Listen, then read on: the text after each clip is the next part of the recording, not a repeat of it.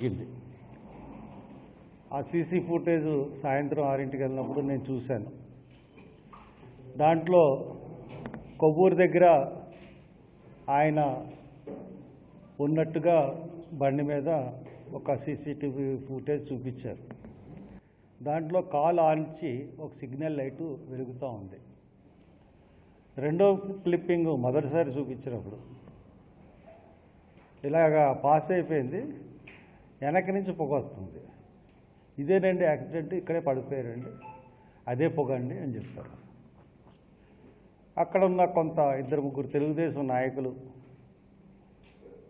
వెంటనే ఇది యాక్సిడెంటేనండి, 90% క్లియర్గా యాక్సిడెంట్ అని తెలిసిపోతుందని చెప్పి లెగిసిపోయి బయటకు వచ్చి యాక్సిడెంట్ అని ప్రకటించేశారు. దాన్ని వాళ్ళు కుర్రోళ్ళందరూ అక్కడ ఉన్న చాలా కోపంగా ఉన్నారు జనం.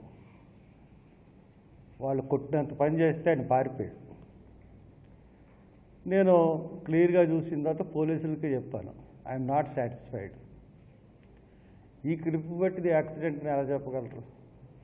బండి లేదు, మనిషి లేడు, పొగ కనబడుతుంటే అది యాక్సిడెంట్ అని నేను ఎలా చెప్తాను? ఐఎమ్ వెరీ సారీ, నేను చెప్పనని చెప్తే 2-3 సార్లు బతిలాడడానికి ప్రయత్నించారు. అంత బతిలాడాల్సిన అవసరం పోలీసులకి ఏంటి? యాక్సిడెంట్ అని చెప్పాల్సిన అవసరం ఏంటి?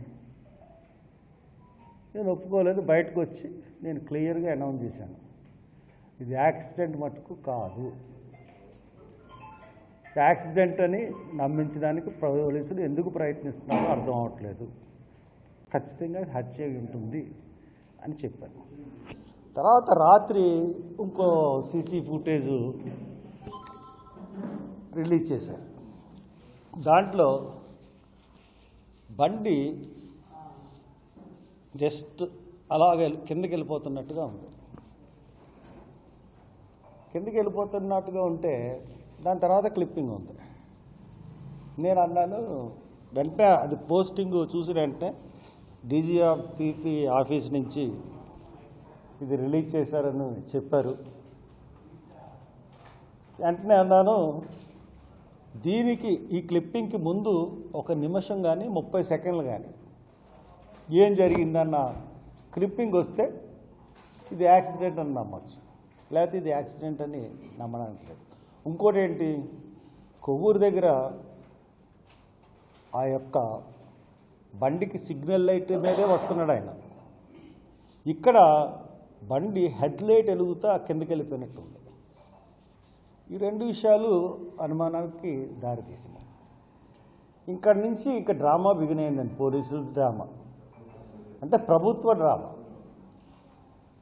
అక్కడి నుంచి మొన్న సాయంత్రం మొదలుపెట్టిన ఎంక్విస్ట్ నిన్న పొద్దున్నంతా రాస్తూనే ఉన్నారు. సాయంత్రం 2 మధ్యాహ్నం 2-2:30 వరకు రాస్తూనే ఉన్నారండి. ఎంక్విస్ట్ రాయడానికి ఎంత టైం పడుతుందండి? 2 hours 3 hours, పోస్ట్ మార్టానికి 3 hours. అంటే ఇది టాక్టికల్గా తాత్సర్యం చేస్తూ దాన్ని ప్రొలాంగ్ చేస్తూ బాడీని ఇక్కడ మేము అడ్డుకుంటామేమో అనే భయంతో పోలీసులు పోస్ట్ మార్టం రిపోర్ట్ చెప్పాలంటామేమో అనే ఉద్దేశంతో ప్రభుత్వం చెప్పినట్టుగా 5 వరకు బాడీని పోస్ట్ మార్టం రూమ్లో ఉంచి 5కి కరెక్ట్గా పోస్ట్ మార్టం నుంచి బయటకు వచ్చారు డాక్టర్స్ రాగానే డాక్టర్స్ వెళ్ళిపోతున్నారు. బాడీని వ్యాన్ ఎక్కించాం. నేను రాజమండ్రిలో ఇంతకుముందు ఎప్పుడు అంత జనం చూడలేదండి. ఏ మరణానికి కానీ లక్షలాది మంది వచ్చేసారు.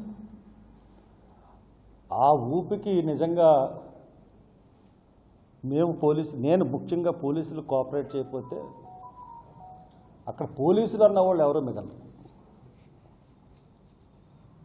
నేను చాలా సంయమంగా వ్యాన్కి ఎదురు నిలబడి అందరికీ ముందు వ్యాన్ బయలుదేరక ముందు 2 నిమిషాలు వచ్చి మనం క్షేమంగా బాడీని పంపించాలని చెప్పి చాలా జాగ్రత్తగా పోలీసులని జనాన్ని సంయమనం చేసుకుంటూ వ్యాన్ని బయటకు తీసుకెళ్ళేంత వరకు నా బాధ్యత అని చెప్పి బయటకు తీసుకెళ్ళి నేను వదిలేశాను.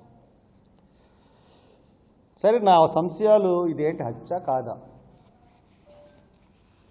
ఇప్పుడు పోలీసులకి పోలీస్ ఇన్వెస్టిగేషన్ ఉంటుంది,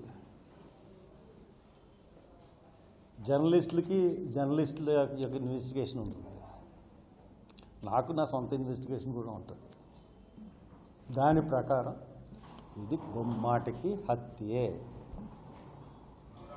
ఖచ్చితంగా చెప్తున్నాను, ప్రవీణ్ కుమార్ పగడాలది హత్య.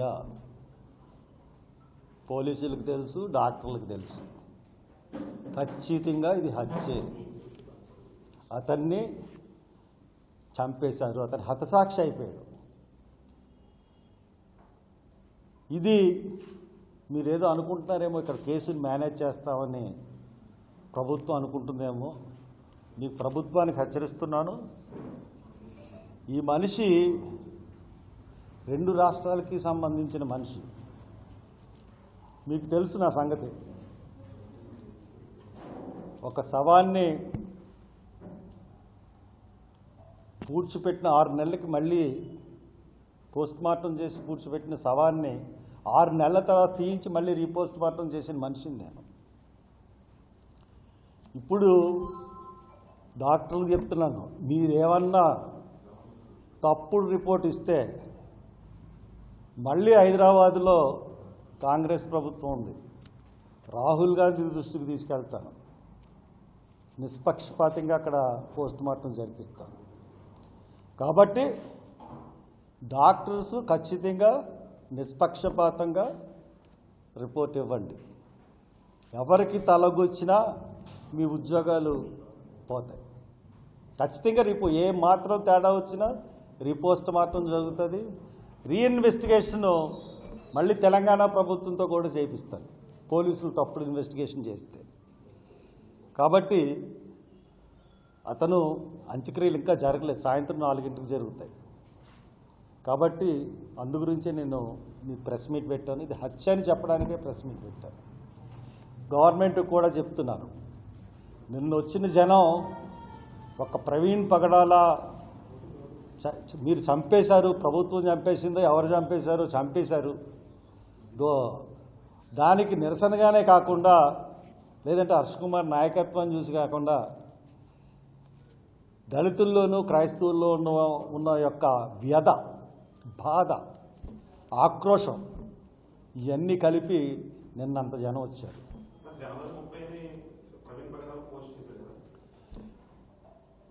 అంత జనం నేను ఎప్పుడు చూడలేదు. ఆ జనంతో నిన్న కంగారు పడిపోయారు పోలీసులు. కాబట్టి నేను ప్రభుత్వానికి చెప్తున్నాను, నిష్పక్షపాతంగా మీరు ఈ దర్యాప్తు చేయండి.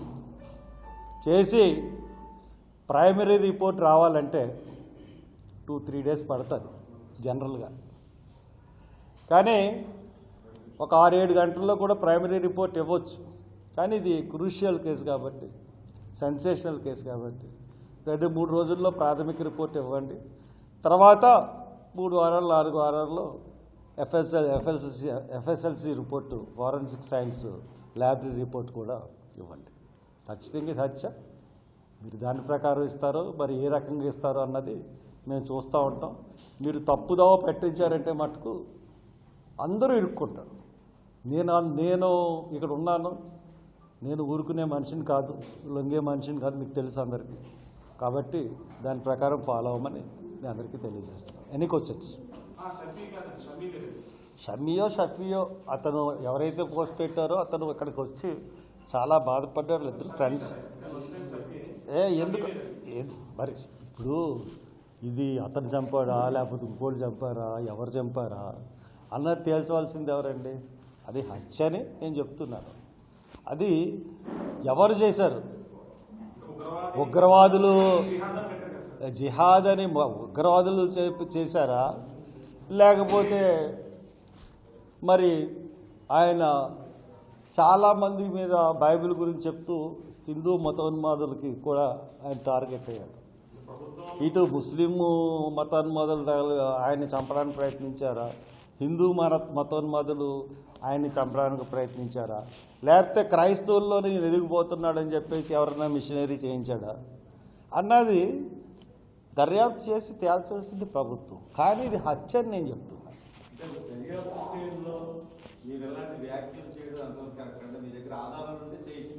నాకు ఆధారాలు నాకు ఆధారాలు ఉన్నాయి కాబట్టి ధైర్యంగా చెప్తున్నాను. నాకు ఉండే ఆధారాలు నాకు ఉంటాయి. నేను లేకపోతే అది హత్య అని ఎలా చెప్పగలుగుతాను? నాకు మీకు ఎలాగ ఆధారాలు ఉంటాయి? మీరు వార్త రాసినప్పుడు మీరు బయట పెడతారా ఆధారాలు? బయట పెట్టరు కదా. నా ఆధారాలు నేను బయట పెట్టను, ఇది హత్యే అని చెప్తున్నాను. ఇప్పుడు పోస్ట్ మార్టం చేసినప్పుడు చాలామంది ఉంటారండి. దాంట్లో ఎంతండి సంపాదించడం?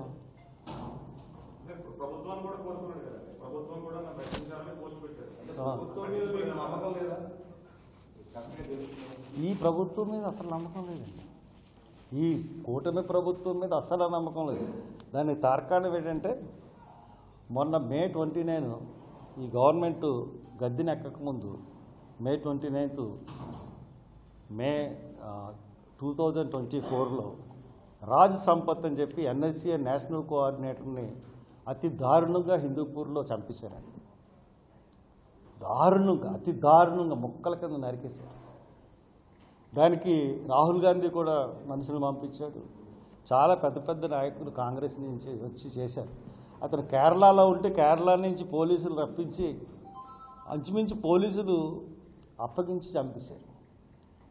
అతని యొక్క ప్రధాన ముద్దాయి అక్కడ కోర్టులో, హిందూపూర్ కోర్టులో చేస్తున్నటువంటి పబ్లిక్ ప్రాసిక్యూటర్.